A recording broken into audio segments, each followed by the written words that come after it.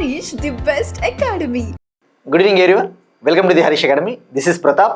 Today we will discuss August 8th, 2026 current affairs in detail. ఇవాళ మన first topic most important topic అండి. భారతదేశపు మొట్టమొదటి ఎత్తైన ప్రాంత వన్యప్రాణి సఫారీ. భారతదేశపు మొట్టమొదటి ఎత్తైన ప్రాంత వన్యప్రాణి safari. India's first high altitude wildlife safari. India's first high altitude wildlife సఫారీని లడక్ లాంచ్ చేయబోతా ఉంది. యూనియన్ టెరిటరీ అయిన లడక్ దీన్ని ప్రారంభించబోతా ఉంది. మరి ఇక్కడ మీరు చూస్తే ఈ హెడ్లైన్లోనే అర్థం కావాలండి. భారతదేశపు మొట్టమొదటి ఎత్తైన ప్రాంత వన్యప్రాణి సఫారీ అన్నాడు. అంటే హై ఆల్టిట్యూడ్లో ఎత్తైన ప్రాంతంలో వన్యప్రాణుల కోసం ఏర్పాటు చేసే ఒక సఫారీ. ఎవరు ఏర్పాటు చేయబోతున్నారు, ఏ ప్రాంతం అంటే లడక్ సెటప్ చేయబోతా ఉంది. దీనికి సంబంధించి లడక్ లెఫ్టినెంట్ గవర్నర్ వినయ్ కుమార్ సక్సేనా గారు ఆమోదం కూడా తెలపడం జరిగింది. మరి ఇక్కడ వైల్డ్ లైఫ్ సఫారీ అంటే ఏంటండి? సఫారీ అంటే జనరల్గా టూరిజంని ఇంప్రూవ్ చేయడానికి, వన్యప్రాణులని చూడడానికి వెళ్ళవచ్చు. ఈ వైల్డ్ లైఫ్ అంతా కూడా ఒక ప్లేస్లో ఉంటుంది. వన్యప్రాణులు మనము అక్కడికి వెళ్ళేసి జీప్ సఫారీస్ ద్వారా వెళ్ళేసి ఆ వైల్డ్ లైఫ్ని చూసి రావచ్చు. తద్వారా టూరిజం ఇంప్రూవ్ అవుతుంది. అలానే వైల్డ్ లైఫ్ కూడా ఎటువంటి డిస్టర్బెన్స్ లేకుండా ఉంటుంది. అంటే ఆ వన్యప్రాణులకి ఎటువంటి ఇబ్బంది కలిగించుకోకుండా మనము చూసి రావచ్చు. సో ఆ వైల్డ్ లైఫ్కి ఎటువంటి డిస్టర్బెన్స్, ఎటువంటి ఇబ్బంది లేకుండా ఉండడం కోసం, టూరిజంని ఇంప్రూవ్ చేయడం కోసము జీప్ సఫారీస్ని సెటప్ చేయబోతా ఉంది లడక్. మరి ఇక్కడ లడక్ అంటేనే గుర్తు రావాల్సినది మనకి మెయిన్గా స్నో లెపర్డ్.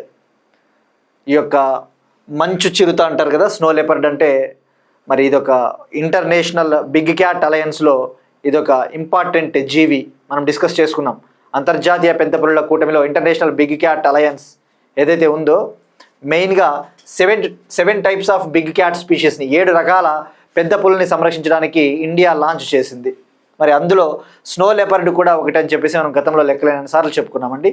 మరి లడక్ అంటేనే గుర్తు రావాల్సినది స్నో లెపర్డ్. ఇండియాలో అత్యధికంగా స్నో లెపర్డులు ఉన్న ప్రాంతం ఏది అంటే లడక్. ఇండియాస్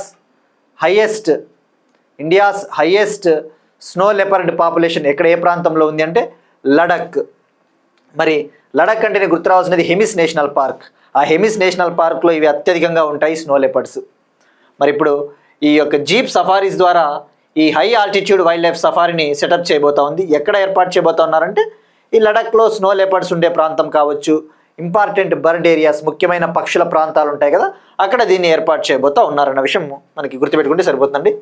మరి అసలు ఇండియాలో ఒకసారి మనం ఫోకస్ చేయాల్సినది స్నో లెపర్డ్స్ ఎన్ని ఉన్నాయి. ఓవరాల్గా మనం డిస్కస్ చేసుకున్నాం.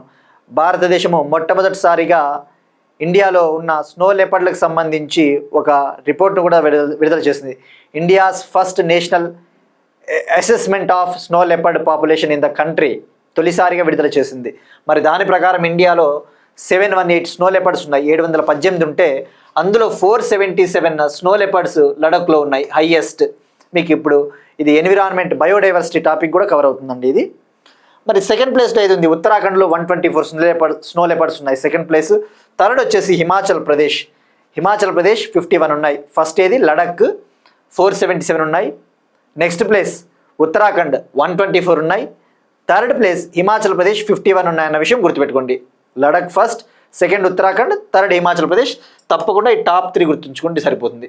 మరి ఇప్పుడు ఈ భారతదేశం మొట్టమొదటి హై ఆల్టిట్యూడ్ వైల్డ్ లైఫ్ సఫారీని ఎక్కడ ఏర్పాటు చేయబోతున్నారంటే లడఖ్లోని హెమిస్ నేషనల్ పార్క్, ఈ Karakoram wild life sanctuary, Nubra valley, Zanskar valley, Dras, Kargil ఈ ప్రాంతాల్లో ఏర్పాటు చేయబోతా ఉన్నారు. మీకు ఇక్కడ నూబ్రా, జన్స్కర్ ఇవి చూస్తేనే గుర్తు రావాల్సినది, జాగ్రఫీ గుర్తు రావాలి. కారకోరం హిమాలయాస్, కారకోరం హిమాలయాస్, పీర్ పంజల్ శ్రేణి, ఇవన్నీ కూడా మీకు జాగ్రఫీలో ఇలాంటివి గుర్తు రావాలి. మళ్ళీ next one again most important topic అని ఇంటర్నేషనల్ రిలేషన్స్కి సంబంధించి అరుణాచల్ ప్రదేశ్లోని 27 ప్రాంతాలకు అధికారికంగా పేర్లు ఖరారు చేసిన భారత్. అరుణాచల్ ప్రదేశ్లోని 27 ప్రాంతాలకు అధికారికంగా పేర్లు ఖరారు చేసిన భారత్. అరుణాచల్ ప్రదేశ్లోని 27 లొకేషన్స్కి ఇండియా అఫీషియల్గా నేమ్స్ ఇచ్చింది. ఇప్పుడు ఆ అఫీషియల్ మ్యాప్లో కూడా ఆ నేమ్స్ని అప్డేట్ చేసింది. అరుణాచల్ ప్రదేశ్ అంటేనే గుర్తు రావాల్సినది మనకి ఈస్టర్న్ హిమాలయాస్లో ఉండే ఒక రాష్ట్రము. మరి ఇండియాకి చైనాకి బార్డర్ స్టేటు. చైనా ఏమంటుంది, అరుణాచల్ ప్రదేశ్ ఇది మాది అని చెప్తుంది. చైనా ఏమంటుంది, ఇండియాకి చైనాకి ఒక డిస్ప్యూటెడ్ టెరిటరీ, ఒక వివాదాస్పద ప్రాంతము. చైనా ఏమని చెప్తుంది, ఈ అరుణాచల్ ప్రదేశ్ అనేది ఇది మా ప్రాంతము అని వాళ్ళు చెప్తారు, లేదు ఇది మా ప్రాంతం అని చెప్పేసి ఇండియన్ గవర్నమెంట్ చెప్తుంది. చైనా ఎప్పటి నుంచో కూడా ఈ అరుణాచల్ ప్రదేశ్ని జంగ్నన్ అని పిలుస్తుంది. జంగ్నన్ అనే ప్రాంతం, ఇప్పుడు మనం ఏ విధంగా అయితే అరుణాచల్ ప్రదేశ్ అంటారో అరుణాచల్ ప్రదేశ్ని చైనా ఏమని పిలుస్తుందంటే జంగ్నన్. ఇది జంగ్నన్ అంటే అరుణాచల్ ప్రదేశ్, ఈ జంగ్నన్ అనేది మా ప్రాంతము, జంగ్నన్ పేరుతో అరుణాచల్ ప్రదేశ్ని చైనా పిలుస్తుంది. సో మరి ఈ కాంటెక్స్ట్లో మే 2025లో చైనా ఏం చేసింది, అరుణాచల్ ప్రదేశ్లోని ఈ 27 లొకేషన్స్కి తన పేర్లను ఇచ్చుకునింది, అంటే తన యొక్క నేమ్స్ని ఇచ్చింది. ఇప్పుడు మనము అప్డేట్ చేశాము. సో ఇక్కడ గుర్తుపెట్టుకోవాల్సింది 27 లొకేషన్స్. ఇప్పుడు ఏదైతే సర్వే ఆఫ్ ఇండియా మ్యాప్ ఉంటుందో, ఈ survey of India map updated మ్యాప్లో కూడా ఇవన్నీ కూడా మన లొకేషన్స్ పేర్లు అనేవి రిఫ్లెక్ట్ అవుతాయి. మరి ఇక్కడ ఎగ్జామ్ పాయింట్ ఆఫ్ వ్యూలో 27 ప్రాంతాలకు సంబంధించి ఏమున్నాయంటే ఇందులో మౌంటైన్ పాసెస్, ఈ పర్వత కనుమలు ఉంటాయి, కొండ ప్రాంతాలు కావచ్చు, లేక్స్, సరస్సులు, వీటికి కొన్ని పేర్లు ఇవ్వడం జరిగింది. సో మరి మెయిన్గా ఇండియా చైనా అంటేనే గుర్తు రావాల్సినది మనకి మెక్మోహన్ లైన్, రైట్? మెక్మోహన్ ప్రాంతం ఉంటుంది కదా మనకి, ఈ భూటాన్ దేశం నుంచి ఈ మ్యాన్మార్ కంట్రీ వరకు ఈ ఈస్టర్న్ ప్రాంతంలో ఉండే ఒక సరిహద్దు రేఖ, ఇండియాకి చైనాకి ఈ ఈస్టర్న్ ప్రాంతంలో, తూర్పు ప్రాంతంలో భూటాన్ నుంచి ఇట్లా మ్యాన్మార్ వరకు ఉండే సరిహద్దు రేఖను ఏమంటారండి, మెక్మోహన్ లైన్. ఇట్లాంటివి మీకు జాగ్రఫీలో వెళ్ళిపోతాయండి ఇవన్నీ కూడా. లైన్ ఆఫ్ యాక్చువల్ కంట్రోల్ అంటే ఇండియాకి చైనాకి కూడా బార్డర్ ప్రాంతం అది. సో ఇవన్నీ కూడా మీకు జాగ్రఫీలో వెళ్ళిపోతాయి.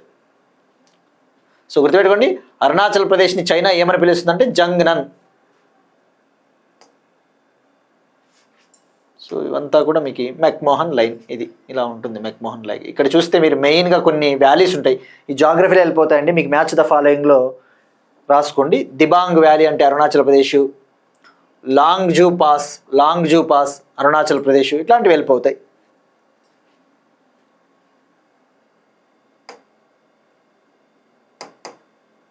Next one state current affairs అంటే వివిధ రాష్ట్రాలు లాంచ్ చేసే కొన్ని ముఖ్యమైన స్కీమ్స్. అస్సాం గవర్నమెంట్ జెన్జీ యువత కోసం, ముఖ్యంగా స్టూడెంట్స్ కోసము, యూత్ కోసము 3 ఇంపార్టెంట్ స్కీమ్స్ని లాంచ్ చేసిందండి. 3 ముఖ్య పథకాలు. ఎగ్జామ్ పాయింట్ ఆఫ్ వ్యూ ఏంటంటే వేరే రాష్ట్రాలు కరెంట్ అఫైర్స్ కూడా ఎందుకు అవసరం అంటే మనకి సెంట్రల్ ఎగ్జామ్స్ ప్రిపేర్ అయ్యేటప్పుడు డైరెక్ట్గా అడుగుతాడు.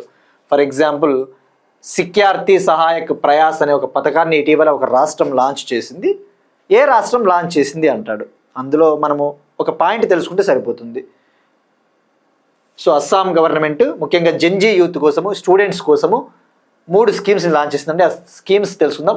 ఒకటి వచ్చేసి అస్సాం ముఖ్యమంత్రి నిజత్ మొయినా అనే ఒక స్కీమ్, అస్సాం ముఖ్యమంత్రి నిజత్ మొయినా అనే ఒక స్కీము. అలానే మరొకటి ముఖ్యమంత్రి నిజత్ బాబు అనే ఒక స్కీము. మరొకటి సిక్యార్థి సహాయక్ ప్రయాస్ అనే ఒక స్కీమ్. సో ఓవరాల్గా 3 స్కీమ్స్. ఈ స్కీమ్స్ ద్వారా అస్సాంలో ఉన్న 7 lakhs స్టూడెంట్స్కి బెనిఫిట్, 7 లక్షల స్టూడెంట్లకి లబ్ధి చేకూరబోతా ఉంది.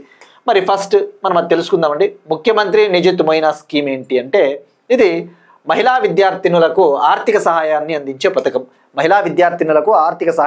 పథకం. గర్ల్స్ సెంట్రిక్, ఫీమేల్ స్టూడెంట్స్కి ఫినాన్షియల్ అసిస్టెన్స్ అందిస్తారు. మరి ఇందులో భాగంగా ఎవరైతే క్లాస్ 11th నుంచి క్లాస్ 12th వరకు, intermediate class 11th, class 12th, polytechnic చదువుతా ఉన్న గర్ల్స్ స్టూడెంట్స్ ఎవరైతే ఉంటారో వాళ్ళకి మంత్కి 800 రూపీస్ ఇస్తారు, నెలకు 800 రూపాయలు. అలానే అండర్ గ్రాడ్యుయేషన్ చదువుతా ఉన్న ఫీమేల్ స్టూడెంట్స్కి, అంటే డిగ్రీ చదువుతా ఉన్న ఫీమేల్ స్టూడెంట్స్కి నెలకు 1250 రూపీస్, 1250 రూపాయలు. ఇక పోస్ట్ గ్రాడ్యుయేషన్ బీఈడీ కోర్సులు చేస్తూ ఉన్న ఫీమేల్ స్టూడెంట్స్కి మంత్కి 2500 రూపీస్ ఇస్తారండి. సింపుల్గా ముఖ్యమంత్రి నిజత్ మొయినా మహిళా విద్యార్థినులకు ఆర్థిక సహాయం అందించే పథకం అని రాసుకున్నా సరిపోతుంది. ఇవన్నీ కూడా ఏంటంటే వెరీ లీస్ట్ ఛాన్స్ ఉంటుంది. క్రింది వాటిలో ముఖ్యమంత్రి నిజత్ మొయినా స్కీమ్కి సంబంధించి ఏవి నిజమని అడగడానికి ఛాన్స్ 0.1% ఉంటుంది. గుర్తుపెట్టుకోవాలంటే తప్పకుండా గుర్తుపెట్టుకోండి నంబర్ ఆఫ్ రివిజన్స్. కానీ ప్రయారిటీ, మనం కరెంట్ అఫైర్స్ చదివేటప్పుడు ప్రాధాన్యత ఏ దానికి ఇస్తామన్న దానిపైనే మన విజయ అవకాశాలు ఉంటాయండి. కానీ మనం అన్నీ చెప్పాలి కాబట్టి మ్యాక్సిమం కరెంట్ అఫైర్స్ చెప్పాలి. ఒకవేళ చెప్పకపోతే ఏమవుతుందంటే ఇవి మిస్ చేసినాడు అన్న ఫీలింగ్ కలిగే ఛాన్సెస్ ఉంటాయి. ప్రాధాన్యత క్రమం అనేది చాలా ఇంపార్టెంట్. ప్రయారిటీ, కరెంట్ అఫైర్స్ చదివేటప్పుడు మనం వేటికి ప్రయారిటీ ఇస్తున్నాం. ఫర్ ఎగ్జాంపుల్ సెంట్రల్ స్కీమ్స్ న్యూస్లో ఉన్నాయనుకుందాం, ఏదైనా కేంద్ర ప్రభుత్వ పథకం ఉందనుకోండి, తప్పకుండా ప్రతి పాయింట్ చదివి తీరాల్సిందే 100%. మన తెలుగు రాష్ట్రాల కరెంట్ అఫైర్స్, మన తెలుగు రాష్ట్రాల స్కీమ్స్ అయినా తప్పకుండా ప్రతి పాయింట్ చదివి తీరాల్సిందే. ఇవి వేరే రాష్ట్రాలు లాంచ్ చేసినప్పుడు ఏముంటాయంటే పలానా స్కీమ్ని పలానా రాష్ట్రం లాంచ్ చేసింది, దాని ముఖ్య ఉద్దేశం ఏంటి అనొచ్చు అట్లా. సో ఆ ప్రయారిటీ అనేది మనం ఊరికే చదువుకుంటే ఎక్కువ పోరాదు, ఎలా స్మార్ట్గా చదివే దానిపైనే ఆధారపడుతుందండి. ఇవన్నీ ఎప్పుడు తెలుస్తాయంటే మీకు ప్రీవియస్ ఎంసీక్యూస్, లేదంటే మోడల్ టెస్ట్లు, మోడల్ క్వశ్చన్ పేపర్స్ ప్రాక్టీస్ చేసినప్పుడు మీకు తెలుస్తాయి ఇవన్నీ. ఇక మరొకటి, ముఖ్యమంత్రి నిజిత్ బాబు అనే ఒక స్కీమ్ని లాంచ్ చేసింది. ఈ స్కీమ్ ముఖ్య ఉద్దేశము ఈ యొక్క పురుష విద్యార్థులకు ఆర్థిక సహాయాన్ని అందించే పథకం, మేల్ స్టూడెంట్స్కి ఫైనాన్షియల్ అసిస్టెన్స్. ఇందులో భాగంగా అండర్ గ్రాడ్యుయేషన్ చదువుతా ఉన్న మేల్ స్టూడెంట్స్కి, పురుష విద్యార్థులకి మంత్కి 1000 రూపీస్, పీజీ చదువుతా ఉన్న మేల్ స్టూడెంట్స్కి మంత్కి 2000 రూపీస్. మరొకటి వచ్చేసి శిక్షార్థి సహాయక్ ప్రయాస్ పథకం. శిక్షార్థి సహాయక్ ప్రయాస స్కీమ్ వచ్చేసి స్టడీ మెటీరియల్స్కి అవసరమైన ఆర్థిక సహాయాన్ని అందిస్తారు. స్టడీ మెటీరియల్స్ మనం చూస్తూ ఉంటాం కదా, మెటీరియల్స్ కొంటూ ఉంటాం, రేట్లు ఎక్కువ ఉంటాయి, ఒక్కోసారి కొనుక్కోకుండానే ఎనుక్కొస్తుంటాం. సో మరి ఆ స్టడీ మెటీరియల్స్కి సంబంధించి ఫైనాన్షియల్ అసిస్టెన్స్ ప్రభుత్వమే అందిస్తుంది. ఇందులో భాగంగా హయ్యర్ సెకండరీ స్టూడెంట్స్కి 1000 రూపాయలు ఇస్తారు, అండర్ గ్రాడ్యుయేషన్ స్టూడెంట్స్కి 3000 రూపీస్, పీజీ స్టూడెంట్స్కి 5000 రూపీస్. ఇవి అకాడమిక్ ఇయర్ నుంచే అమల్లోకి రాబోతూ ఉన్నాయి. 2026-27 అకాడమిక్ ఇయర్ నుంచి అమల్లోకి రాబోతూ ఉన్నాయి. నెక్స్ట్ వన్, పోలీసులు పౌరుల మధ్య సంబంధాలను మెరుగుపరిచే ప్రాజెక్టును లాంచ్ చేయనున్న కేరళ ప్రభుత్వము పోలీసులకు మరియు పౌరుల మధ్య సంబంధాలను మెరుగుపరిచే ఒక ప్రాజెక్ట్ని లాంచ్ చేయబోతోందండి. ఆ ప్రాజెక్ట్ పేరే మై పోలీస్ స్టేషన్. అగైన్ ఇందాక చెప్పినట్టు వివిధ రాష్ట్రాలు కొన్ని ముఖ్యమైన ప్రోగ్రామ్స్, ముఖ్యమైన ఇనిషియేటివ్స్ లాంచ్ చేస్తూ ఉన్నప్పుడు దాని పేరేంటి, దాని ముఖ్య ఉద్దేశం ఏంటి, ఎప్పటి నుంచి లాంచ్ చేయబోతూ ఉన్నారో అటువంటి బేసిక్ థింగ్స్ ఏమైనా మనం సబ్జెక్ట్కి కనెక్ట్ చేసుకోవచ్చా అని చూసుకోవాలి. కేరళ గవర్నమెంట్ పోలీస్కి సిటిజన్కి మధ్య టైస్, సంబంధాలని బలోపేతం చేయడానికి, స్ట్రెంగ్తెన్ చేయడానికి పోలీస్ ఫ్రెండ్లీ, సిటిజన్ ఫ్రెండ్లీ, వీళ్ళు పోలీసులు మనం చూస్తూ ఉంటాం, కస్టోడియల్ క్రైమ్స్, కస్టోడియల్ డెత్స్ ఎక్కువగా టార్చర్ పెడతా ఉంటారు పోలీసులు, రైట్, చాలా ఇబ్బంది పెడతా ఉంటారు, పరుష పదజాలంతో మాట్లాడుతూ ఉంటారు, అధికార మదాన్ని చూపుతూ ఉంటారు. మరి అలాంటప్పుడు ఏమవుతుంది అంటే ఆ పీపుల్ ఫ్రెండ్లీ పోలీసింగ్ కోసము Kerala government my police station అనే ఒక ఇనిషియేటివ్ని లాంచ్ చేయబోతోంది. ఎప్పటి నుంచి అంటే ఆగస్ట్ 15 నుంచి ఇది అమల్లోకి రాబోతోంది, ఇండిపెండెన్స్ డే నుంచి. సో మరి ఏం చేస్తారు అంటే అవసరమైన చర్యలు తీసుకుంటారు, ఎలా మెరుగుపరచాలి అని చెప్పేసి. మరి ఇక్కడ సింపుల్గా గుర్తు రావాల్సిండేది, పోలీస్ అంటేనే గుర్తు రావాల్సిండేది, పాలిటీలో ఏం గుర్తొస్తుందండి, గుర్తు రావాలి షెడ్యూల్ 7లో మనకి ఏముంటాయండి, union list, state list, concurrent list. List 1 వచ్చేసి యూనియన్ లిస్ట్, కేంద్ర జాబితా. లిస్ట్ 2 వచ్చేసి స్టేట్ లిస్ట్, రాష్ట్ర జాబితా. లిస్ట్ 3 వచ్చేసి కాన్కరెంట్ లిస్ట్, సంయుక్త జాబితా. మరి ఇందులో పోలీస్ అనేది ఏ సబ్జెక్ట్ అండి, లిస్ట్ 2 స్టేట్ లిస్ట్, రాష్ట్ర జాబితాలో ఉంటుంది. ఆర్టికల్ 246. ఈ పోలీస్ అనే సబ్జెక్ట్ పైన రాష్ట్ర ప్రభుత్వానికి చట్టం చేసే అధికారాలు ఉంటాయి. ఈ పోలీస్ అనే స్టేట్ సబ్జెక్ట్ పైన state government can do loss, can do acts. So ఇది పాలిటీకి అట్లా లింక్ చేసుకుంటే సరిపోతుందండి. Next one, Andhra Pradesh scheme, Andhra Pradesh current affairs, most important scheme అండి. నేతన్న సేవలో పథకాన్ని లాంచ్ చేసిన ఆంధ్రప్రదేశ్ ప్రభుత్వం yesterday August 7th 12వ national handloom day, 12th జాతీయ చేనేత దినోత్సవం సందర్భంగా చేనేత కుటుంబాల కోసం నేతన్న సేవలో పథకాన్ని లాంచ్ చేసింది. ఆంధ్రప్రదేశ్ గవర్నమెంట్ లాంచ్డ్ నేతన్న సేవలో scheme for the welfare of handloom families on the eve of 12th national handloom day celebrations. మరి ఎక్కడ లాంచ్ చేశారు ఈ పథకాన్ని అంటే బాపట్ల జిల్లా కొత్తపేట గ్రామం, బాపట్ల డిస్టిక్, చీరాల, కొత్తపేటలో ఈ స్కీమ్ని లాంచ్ చేశారు. మరి దీని ముఖ్య ఉద్దేశం ఆంధ్రప్రదేశ్ ప్రభుత్వం హ్యాండ్లూమ్ ఫ్యామిలీస్ ఎవరైతే ఉంటారో ఈ చేనేత మగ్గ కుటుంబాలు, చేనేత మగ్గం పైన ఆధారపడే కుటుంబాలు, పవర్ లూమ్స్, ఈ యొక్క విద్యుత్ మగ్గాల పైన ఆధారపడే కుటుంబాలకి ఆర్థిక సహాయాన్ని అందిస్తారు. It provides financial assistance to the handloom families and power loom families. మరి ఇందులో భాగంగా అర్హులైన చేనేత మగ్గ కుటుంబానికి 25,000 రూపాయలు సంవత్సరానికి అందించడం జరుగుతుంది. ఈ స్కీమ్లో భాగంగా every year 25,000 rupees financial assistance అందిస్తారు ఎలిజిబుల్ హ్యాండ్లూమ్ ఫ్యామిలీస్కి. దీనికోసం 179 crore రిలీజ్ చేసింది ఆంధ్రప్రదేశ్ ప్రభుత్వం, 179 కోట్లు రిలీజ్ చేసింది. మరి బెనిఫిషియరీస్ వచ్చేసి లబ్ధిదారులు 71,536 చేనేత కుటుంబాలు, 71,536 హ్యాండ్లూమ్ ఫ్యామిలీస్. మరి అలానే వాళ్ళకి ఎవరైతే చేనేత కుటుంబాలు ఉంటాయో వాళ్ళకి ఉచిత విద్యుత్తును కూడా అందించబోతా ఉన్నారు. చేనేత మగ్గ కుటుంబాలకి నెలకు 200 యూనిట్ల వరకు ఉచిత ఎలక్ట్రిసిటీ అందిస్తారు. అదే పవర్ లూమ్ యూనిట్స్ అయితే, అంటే విద్యుత్ మగ్గాలు ఉంటాయి కదా, విద్యుత్ మగ్గాలు, ఆ పవర్ లూమ్ యూనిట్స్ ఉన్న ఫ్యామిలీస్కి అయితే మంత్కి 500 యూనిట్స్ వరకు ఉచితంగా ఎలక్ట్రిసిటీ, ఫ్రీ ఎలక్ట్రిసిటీ. ఇక అలానే వాళ్ళకి ఎన్టీఆర్ పెన్షన్ భరోసా కింద పెన్షన్ని కూడా అందిస్తారు. ఎన్టీఆర్ పెన్షన్ భరోసా కింద ఎవరైతే 50 ఏళ్ళు దాటి ఉంటారో, 50 ఏళ్ళు దాటిన చేనేత కుటుంబాల వ్యక్తులకి నెలకు 4,000 రూపాయలు, మంత్కి 4,000 రూపీస్. మరి దీనికోసం 420 crore ఖర్చు అవుతుంది.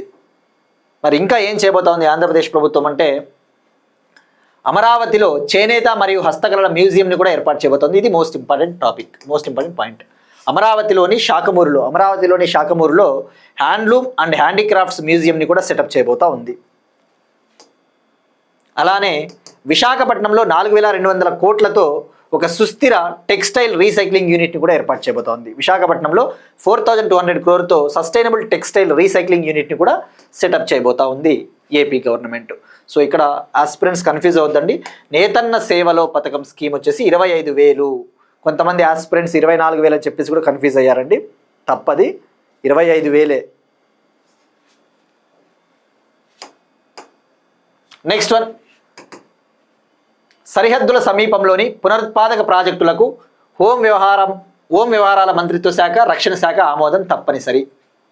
సరిహద్దుల సమీపంలో ఏవైతే పునరుత్పాదక ప్రాజెక్టులు ఉంటాయో వాటిని ఏర్పాటు చేయాలనుకుంటా ఉన్నారో, వాటిని ఏర్పాటు చేయాలంటే హోమ్ మినిస్ట్రీ మరియు డిఫెన్స్ మినిస్ట్రీ ఆమోదం తప్పనిసరి అని చెప్పేసి గైడ్లైన్స్ జారీ చేశారు. మరి ఎవరు జారీ చేశారండి? నేను జారీ చేయలేదు, మీరు జారీ చేయలేదు. సెంట్రల్ గవర్నమెంట్ ఈ యొక్క గైడ్లైన్స్ని జారీ చేసింది. ఈ యొక్క బార్డర్ ఏరియాస్లో రెన్యూబుల్ ఎనర్జీ ప్రాజెక్ట్స్ని సెటప్ చేయాలి అంటే కొన్ని లిమిట్స్ని విధించింది, పరిమితులను విధించింది. సో మరి ఇక్కడ మీరు ఫస్ట్ ఫోకస్ చేస్తే మనం ఆ లిమిట్స్ తెలుసుకోవాలండి.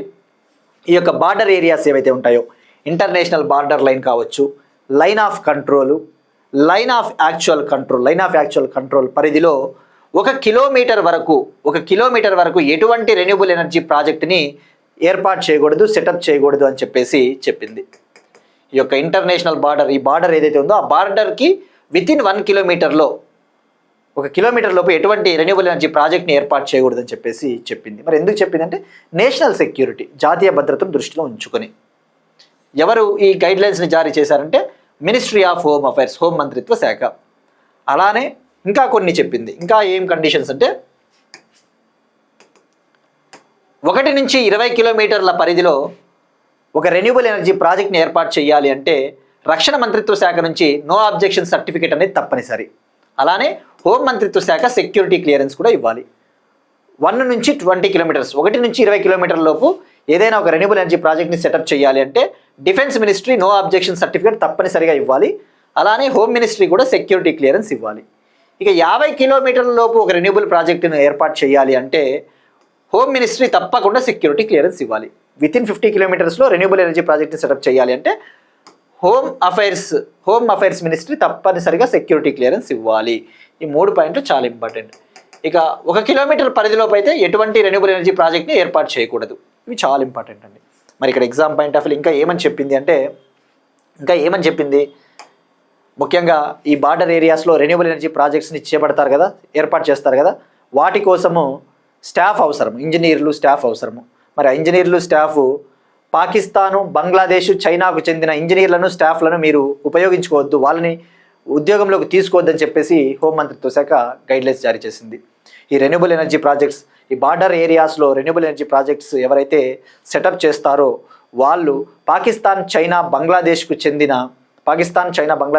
ఇంజనీర్లని, స్టాఫ్లని యూజ్ చేయకూడదు, పనిలో పెట్టుకోకూడదు. ఆ పాయింట్ రాసుకోండి. అలానే ఎవరైతే ఈ రెన్యూబుల్ ఎనర్జీ ప్రాజెక్ట్స్ని చేపడతారో ఆ ప్రాజెక్ట్ డెవలపర్స్ వాళ్ళు ఆ యొక్క ల్యాండ్ని, ఆ భూమిని ఫారిన్ కంపెనీస్కి భారతదేశ పర్మిషన్ లేకుండా ల్యాండ్ని ఫారిన్ కంపెనీస్కి ట్రాన్స్ఫర్ చేయకూడదు. ఒక రెన్యూబుల్ ఎనర్జీ ప్రాజెక్ట్ని ఏర్పాటు చేయాలి అంటే ల్యాండ్ అవసరము. మరి ఫారిన్ కంపెనీ పెడుతుంది అనుకుందాం ఆ రెన్యూబుల్ ఎనర్జీ ప్రాజెక్టు. ఆ యొక్క ల్యాండ్ని గవర్నమెంట్ ఆఫ్ ఇండియా పర్మిషన్ లేకుండా, హోమ్ మినిస్ట్రీ పర్మిషన్ లేకుండా ఆ ల్యాండ్ని ఫారిన్ కంపెనీస్ కూడా ఇవ్వరాదు, ట్రాన్స్ఫర్ చేయరాదు అని చెప్పేసి కండిషన్స్ పెట్టింది. ఈ పాయింట్లన్నీ నీట్గా రాసుకుంటే సరిపోతుందండి. Next one, most important topic, భారతదేశపు మొట్టమొదటి private 800 kilo Newton rocket engine. భారతదేశపు మొట్టమొదటి private 800 kilo Newton rocket engine. India's first private 800 kilo Newton rocket engine. దీన్ని బెంగళూరుకు చెందిన ఒక స్పేస్ కంపెనీ ఆస్ట్రోబేస్ అనే ఒక స్పేస్ కంపెనీ లాంచ్ చేసిందండి. బెంగళూరు, కర్ణాటక బెంగళూరుకు చెందిన ఆస్ట్రోబేస్ అనే ఒక స్పేస్ కంపెనీ దీన్ని లాంచ్ చేసింది. మరి ఇక్కడ మీరు ఫస్ట్ ఫోకస్ చేయాల్సింది కేఎన్ అంటే ఇక్కడ కిలో న్యూటన్. కిలో న్యూటన్ అనేది థ్రస్ట్. ఒక రాకెట్ ఇంజన్, ఒక రాకెట్ దూసుకొని పోవాలంటే థ్రస్ట్ అవసరం కదా, థ్రస్ట్ ఫోర్స్, దాన్ని కిలో న్యూటన్లో సూచిస్తారు. So India's first private 800 kilo Newton rocket engine ఎవరు డెవలప్ చేశారంటే బెంగళూరుకు చెందిన ఆస్ట్రోబేస్ స్పేస్ కంపెనీ. మరి దాని పేరు ఏంటి అంటే ఎవరెస్ట్. ఎవరెస్ట్ ఆ యొక్క రాకెట్ ఇంజన్ పేరు ఎవరెస్ట్. ఎవరెస్ట్. మరి దీన్ని ఎందుకు యూస్ చేస్తారు? ఈ 800 కిలో న్యూటన్ రాకెట్ ఇంజన్స్ని ఎందుకు యూస్ చేస్తారంటే రీయూజబుల్ రాకెట్స్, పునర్వినియోగ రాకెట్లను మనము అభివృద్ధి చేయాలి అంటే వాటిలో ఇటువంటి ఇంజన్లను ఉపయోగిస్తారు. These are most important for the development of reusable rockets, right. మరి దీన్ని పూర్తిగా చెప్పాలి అంటే ఇది అసలు ఏం రాకెట్ ఇంజన్ అంటే 800 kilo newton full flow staged combustion. 800 kilo newton full flow staged combustion liquid oxygen methane rocket engine. 800 kilo newton full flow staged combustion liquid oxygen methane rocket engine. దాని పేరేంటి? ఎవరెస్ట్. ఇక్కడ LOX అంటే liquid oxygen, methane అంటే ఇందులో వాడే propulsion ఏదైతే ఉందో, ఇంధనం ఏదైతే ఉందో ఆ ఇంధనం ఏం వాడతారు అంటే లిక్విడ్ ఆక్సిజన్, మీథేన్ అనే ఇంధనాన్ని వాడతారన్న విషయం గుర్తుపెట్టుకోండి. సో దాని పేరు ఎవరెస్ట్. మరి దీనికి సంబంధించి ఈ ఇంజన్కి సంబంధించి మొత్తము ఈ సిస్టమ్ ఇంజనీరింగ్ కావచ్చు, తయారీ జ్ఞానం, manufacturing knowledge, software, machine configuration ఇవన్నీ కూడా ఇండియా కంట్రోల్లోనే ఉంటాయి. సో స్వదేశీయంగా దీన్ని డెవలప్ చేశారు. మరి ప్రపంచంలో ఇటువంటి 800 కిలో న్యూటన్ రాకెట్ ఇంజన్స్ని ఎవరైనా డెవలప్ చేశారంటే ఆల్రెడీ డెవలప్ చేశారు. ప్రపంచంలో ఈ 800 కిలో న్యూటన్ రాకెట్ ఇంజన్ని డెవలప్ చేసిన 4వ కంపెనీ ఆస్ట్రోబేస్. ఇండియాలో అయితే మొదటిదన్న విషయం గుర్తుపెట్టుకోండి, right.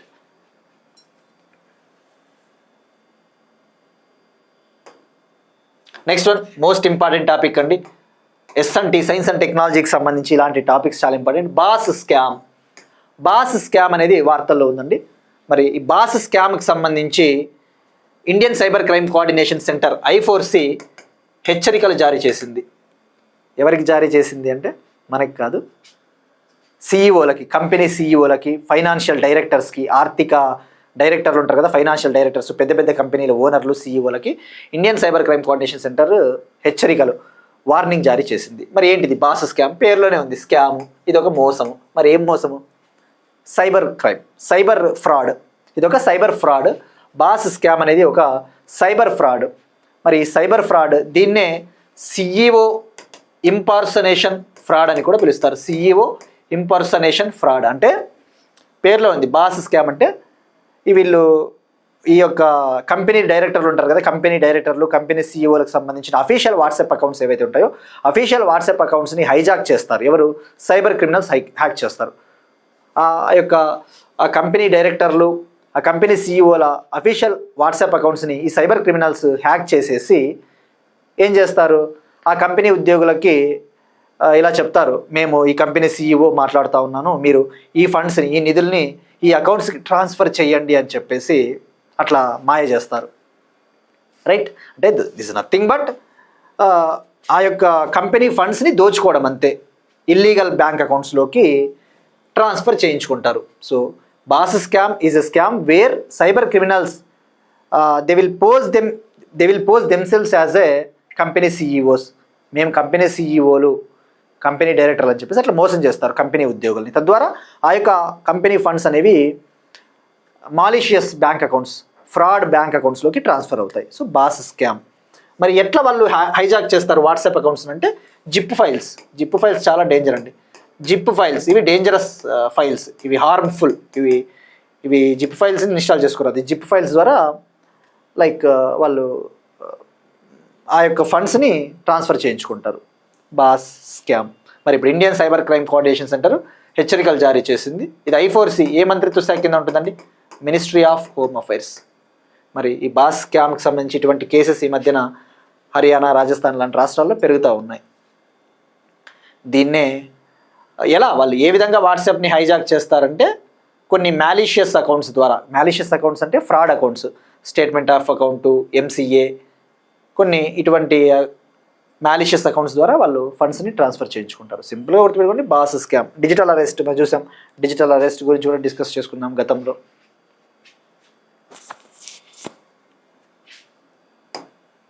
Next one, international relations సంబంధించి Pakistan, Saudi Arabia, Turkey joint defence agreement. Pakistan, Saudi Arabia, Turkey దేశాల మధ్య కుదిరిన ఒక సంయుక్త డిఫెన్స్ అగ్రిమెంట్, ఉమ్మడి రక్షణ ఒప్పందం. పాకిస్తాన్కి, సౌదీ అరేబియాకి, తుర్కీకి మధ్య ఒక డిఫెన్స్ అగ్రిమెంట్ సౌదీ అరేబియాలోని మెక్కా సిటీలో ఈ ఒప్పందం కుదిరిందండి. దీన్నే మెక్కా జాయింట్ డిఫెన్స్ అగ్రిమెంట్ అంటారు, మెక్కా జాయింట్ రక్షణ ఒప్పందము. మరి దీని ముఖ్య ఉద్దేశం ఏంటంటే ఇది ఒక కలెక్టివ్ డిఫెన్స్ అగ్రిమెంట్ అని చెప్పవచ్చు, అంటే ఉమ్మడి రక్షణ ఒప్పందము. ఇందులో భాగంగా ఏంటి అంటే ఈ మూడు దేశాలు ఏవైతే ఉన్నాయో ఈ మూడు దేశాలలో ఏ ఒక్క దేశం పైన ఎవరైనా వేరే దేశానికి చెందిన ఆర్మీ అటాక్ చేసింది అనుకోండి, మా మూడు దేశాలపైన జరిగిన అటాక్గా భావిస్తాము అని చెప్పేసి ఈ ఒప్పందం చెప్తా ఉంది. ఈ 3 కంట్రీస్లలో ఏ ఒక్క కంట్రీ పైన అదర్ కంట్రీ ఏదైనా అటాక్ చేసినా మా 3 కంట్రీస్ పైన ఓవరాల్గా మా మూడు దేశాలపైన అటాక్ జరిగిందని చెప్పేసి భావిస్తాము, మేము అటాక్ చేస్తామన్న అర్థం అంతే. So joint defence agreement, Mecca joint defence agreement, దీన్నే కలెక్టివ్ డిఫెన్స్, కలెక్టివ్ డిటరెన్స్ అంటారు. మరి ఇక్కడ మీరు ఫోకస్ చేస్తే ఆల్రెడీ మనం చూస్తూ ఉన్నాం, సౌదీ అరేబియా ఒక oil rich country, Persian Gulf rich country. Saudi Arabia ఎక్కువగా యెమెన్ కంట్రీకి చెందిన హూతీ తీవ్రవాదులు ఎవరైతే ఉన్నారో ఆ హూతీ తీవ్రవాదులు సౌదీ అరేబియా పైన అటాక్ చేస్తూ ఉన్నారు. వెస్ట్ ఏషియా క్రైసిస్, పశ్చిమాసియా సంక్షోభం. తుర్కీ అనేది NATO member, North Atlantic Treaty Organization, నాటోలో సభ్యదేశం తుర్కీ. నాటోలో 32 కంట్రీస్ ఉంటాయని చెప్పేసి తెలుసుకున్నాం, అందులో తుర్కీ కూడా ఒకటి. ఇక Pakistan nuclear armed country, nuclear దేశము. Next one, awards. Sarvottam Jeevan Raksha పథకం, మెడల్స్. సర్వోత్తమ జీవన్ రక్షా పథకం union transport minister Nitin Gadkari గారు 12 మంది ర్యాట్ హోల్ మైనర్స్కి సర్వోత్తమ జీవన్ రక్షా పథకాలను అందజేశారండి. సర్వోత్తమ జీవన్ రక్షా పథకాలను అందజేశారు. Union transport minister, road transport and highways minister Nitin Gadkari గారు 12 మంది ర్యాట్ హోల్ మైనర్స్కి ఈ పథకాలని న్యూఢిల్లీలో అందజేశారు. మరి ఇక్కడ ఎగ్జామ్ పాయింట్ ఆఫ్ వ్యూ తెలుసుకోవాల్సింది, ఈ జీవన రక్షా పథకం, సర్వోత్తమ జీవన రక్షా పథకం అంటే ఏంటి? పేర్లోనే ఉంది. జీవన రక్ష అంటే జీవితాలని ఎవరైతే కాపాడుతారో, కొంతమంది చూస్తూ ఉంటాం, పోలీసులు కావచ్చు, సిఆర్పిఎఫ్ సిబ్బంది, వీళ్ళు తమ ప్రాణాలకు తెగించి ప్రజల ప్రాణాలను కాపాడుతూ ఉంటారు. ఆ ప్రక్రియలో వాళ్ళు కూడా అసువులు బాస్తూ ఉంటారు, ప్రాణాలు కోల్పోతూ ఉంటారు. Some people, especially police people, వీళ్ళందరూ కూడా ఫైర్ సిబ్బంది, డిజాస్టర్ మేనేజ్మెంట్ సిబ్బంది, డిజాస్టర్ మేనేజ్మెంట్ స్టాఫ్, వీళ్ళు పీపుల్ లైఫ్స్ని కాపాడడానికి వాళ్ళ ఎఫర్ట్స్ని పెడతారు. ఆ ఒక్క ప్రాసెస్లో they also lose their lifes, వాళ్ళు ప్రాణాలను కోల్పోతూ ఉంటారు. మరి అటువంటి వాళ్ళ యొక్క సాహసానికి గుర్తింపుగా, వాళ్ళ బ్రేవరీ యాక్ట్స్కి గుర్తింపుగా ఈ అవార్డ్స్ని ఇవ్వడం జరుగుతుంది. మరి ఈ అవార్డ్స్ని నిర్వహించే మినిస్ట్రీ ఏది? ఈ అవార్డ్స్ని నిర్వహించే మంత్రిత్వ శాఖ ministry of home affairs, home మంత్రిత్వ శాఖ. మనం 1 by 1 తెలుసుకోవాలి. ఈ అవార్డ్స్ ఎన్ని రకాలు ఉంటాయి, క్యాష్ ప్రైజ్ ఎంత, అలాంటివి తెలుసుకోవాలి. ఇక్కడ సర్వోత్తమ జీవన రక్షా పథకాల్ని 12 మంది ర్యాట్ హోల్ మైనర్స్కి న్యూఢిల్లీలో అందజేశారు. ర్యాట్ హోల్ మైనర్స్ అంటే ఎవరు? ర్యాట్ హోల్ మైనింగ్, ఇది చాలా డేంజరస్ మైనింగ్. చిన్న బొరియలో తవ్వుకుంటూ పోతారు కార్మికులు, అవి కూలిపోతూ ఉంటాయి, మరణిస్తూ ఉంటారు. మరి 12 మంది ర్యాట్ హోల్ మైనర్స్కి ఇవ్వడం జరిగింది, వాళ్ళు ప్రాణాలని కాపాడినందుకు గాను, ఇతరుల ప్రాణాలను కాపాడినందుకు గాను. మరి ఇక్కడ మీరు ఫోకస్ చేస్తే ఇవి ఓవరాల్గా 3 టైప్స్ ఉంటాయండి. ఈ జీవన రక్షా పథకాలు 3 రకాలు. జీవన రక్షా పథకాలు 3 టైప్స్, 3 కేటగిరీస్. ఒకటి సర్వోత్తమ జీవన రక్ష పథకము, మరొకటి ఉత్తమ జీవన రక్ష పథకము, మరొకటి జీవన రక్ష పథకము. సర్వోత్తమ జీవన రక్షా పథకానికి 2 లక్షల రూపాయలు క్యాష్ ప్రైజు, ఉత్తమ జీవన రక్ష పథకానికి 1.5 lakh క్యాష్ ప్రైజు, జీవన రక్ష పథకానికి 1 lakh క్యాష్ ప్రైజు. మరి ఇందులో భాగంగా, ఈ అవార్డులో భాగంగా ఒక మెడల్ ఇస్తారు, సర్టిఫికెట్ ఇస్తారు, నగదు మానిటరీ అలవెన్స్, నగదు క్యాష్ ప్రైజ్ కూడా ఇస్తారు. ఇప్పుడు నితిన్ గడ్కరీ గారు ఇచ్చింది సర్వోత్తమ జీవన రక్ష పథకాలు అంటే, మరి అప్పుడు క్యాష్ ప్రైజ్ ఎంత వస్తుంది వాళ్ళకి? క్యాష్ ప్రైజ్ 2 లక్షల రూపాయలు. మరి అవార్డ్స్ని ఎప్పుడు ఏర్పాటు చేశారు అంటే ఫస్ట్ టైం 1961 సెప్టెంబర్ 30 వీటిని ఏర్పాటు చేశారు. మరి ఎవరు అర్హులు ఈ అవార్డ్స్కి? ఎవరు అర్హులు అంటే ఇవి ఒక విధంగా చెప్పాలంటే ప్రాణాలను కాపాడే కేటగిరీలో ఇచ్చే అత్యున్నత పురస్కారాలు, highest life saving category awards. ప్రాణాలను కాపాడే కేటగిరీలో ఇచ్చే అత్యున్నత అవార్డులు. మరి ఎవరు అర్హులు అంటే అందరూ ఆర్మ్డ్ ఫోర్సెస్ మెంబర్స్ కావచ్చు, సిఏపిఎఫ్ సిబ్బంది, పోలీసు సిబ్బంది అందరూ అర్హులే. వ్యక్తులకు ఇస్తారు, ఇండివిజువల్స్కి ఇస్తారు. ఇందులో భాగంగా ఇందాక చెప్పినట్టు సర్వోత్తమ జీవన రక్షా పథకానికి 2 లక్షల రూపాయలు క్యాష్ ప్రైజ్. అలానే ఒక సర్టిఫికేట్ ఇస్తారు. ఆ సర్టిఫికేట్ పైన హోమ్ మినిస్టర్ సంతకం ఉంటుంది. మరణించిన తర్వాత కూడా ఈ అవార్డ్స్ని ఇస్తారు. Posthumous conferment also there, అంటే మరణించిన తర్వాత కూడా కొంతమందికి ఇస్తూ ఉంటారు. అంతే కదా, ప్రాణాలను కాపాడుతూ వాళ్ళు మరణిస్తారు, వాళ్ళు గుర్తింపు కూడా ఇస్తారు. మరి ఫైనల్గా ప్రెసిడెంట్ ఆమోదం అనేది తప్పనిసరి. ఈ అవార్డులు ఇవ్వాలి అంటే రాష్ట్రపతి ఆమోదం అనేది తప్పనిసరి. Next one, national handloom awards 2025. నిన్న 12th national handloom day celebration సందర్భంగా రాష్ట్రపతి ద్రౌపది ముర్ము గారు రాష్ట్రపతి భవన్లో హ్యాండ్లూమ్ అవార్డ్స్ని అందజేశారు. జాతీయ చేనేత పురస్కారాలు. మరి ఇక్కడ ఓవరాల్గా ఎంతమందికి ఇచ్చారు అంటే 22 అవార్డ్స్. 2025 సంవత్సరానికి గాను చేనేత రంగంలో ఎవరైతే కృషి చేసి ఉంటారో వాళ్ళకి అవార్డులు ఇవ్వడం జరిగింది. 2025 ఇయర్కి గాను హ్యాండ్లూమ్ సెక్టార్లో ఎవరైతే మంచి ఎఫర్ట్స్ పెట్టి ఉంటారో వాళ్ళ కంట్రిబ్యూషన్కి గాను ఓవరాల్గా 22 అవార్డ్స్ని ఇవ్వడం జరిగింది. అందులో 22 అవార్డుల్లో 3 సంత్ కబీర్ హ్యాండ్లూమ్ అవార్డ్స్. ఈ 22లో 3 అవార్డులు వచ్చేసి సంత్ కబీర్ హ్యాండ్లూమ్ అవార్డ్స్, మరో 19 వచ్చేసి నేషనల్ హ్యాండ్లూమ్ అవార్డ్స్. గుర్తుపెట్టుకోండి, ఈ హ్యాండ్లూమ్ అవార్డ్స్ 2 కేటగిరీస్. ఒకటి సంత్ కబీర్ హ్యాండ్లూమ్ అవార్డ్స్, మరొకటి నేషనల్ హ్యాండ్లూమ్ అవార్డ్స్. 22లో 3 Sant Kabir handloom awards, 19 national handloom awards. మరి ఇక్కడ Sant Kabir national handloom award అనేది భారతదేశపు అత్యున్నత చేనేత పురస్కారం అని చెప్పవచ్చు. భారతదేశపు అత్యున్నత చేనేత పురస్కారం ఏది అంటే సంత్ కబీర్ పురస్కారం. Sant Kabir national handloom award is India's highest honour for handloom sector. మరి ఇక్కడ మనం ఫస్ట్ ఫోకస్ చేయాల్సింది ఈ అవార్డ్స్ని ఎందులో భాగంగా ఇస్తారంటే నేషనల్ హ్యాండ్లూమ్ డెవలప్మెంట్ ప్రోగ్రాంలో భాగంగా ఇస్తారు. నేషనల్ హ్యాండ్లూమ్ డెవలప్మెంట్ ప్రోగ్రాంలో భాగంగా ఇస్తారు. మరి ఎప్పుడు ఇచ్చారంటే August 7th, నిన్న నేషనల్ హ్యాండ్లూమ్ డే. మరి ఇక్కడ సంత్ కబీర్ అవార్డుకి ప్రైజ్ మనీ ఎంత ఉంటుందంటే 3.5 lakh రూపీస్, 3.5 లక్షల రూపాయలు. సో గుర్తుపెట్టుకోండి, సంత్ కబీర్ 3, నేషనల్ హ్యాండ్లూమ్ 19. ఇక నేషనల్ హ్యాండ్లూమ్ అవార్డ్స్కి ఎంత ఇస్తారంటే క్యాష్ ప్రైజ్ 2 లక్షలు, 2 lakh. ఇక్కడ ఎగ్జామ్ పాయింట్ ఆఫ్ వ్యూ ఏంటంటే అండి, ఈ అవార్డ్స్ ఎలా అడిగే ఛాన్సెస్ ఉంటాయంటే జనరల్గా క్రింది వాటిలో నేషనల్ హ్యాండ్లూమ్ అవార్డ్స్కి సంబంధించి ఏవి నిజం అనొచ్చు, క్రింది వాటిలో జీవన రక్షా పథకాలకు సంబంధించి ఏవి నిజం అన్నప్పుడు ఇవి వెళ్ళిపోతాయి. నెక్స్ట్ వన్, పర్సన్స్ న్యూస్ వార్తల వ్యక్తులు. ఇండియన్ ఎయిర్ ఫోర్స్ యొక్క మొట్టమొదటి మహిళా టాప్ గన్ పైలట్గా స్క్వాడ్రన్ లీడర్ భావనా కాంత్.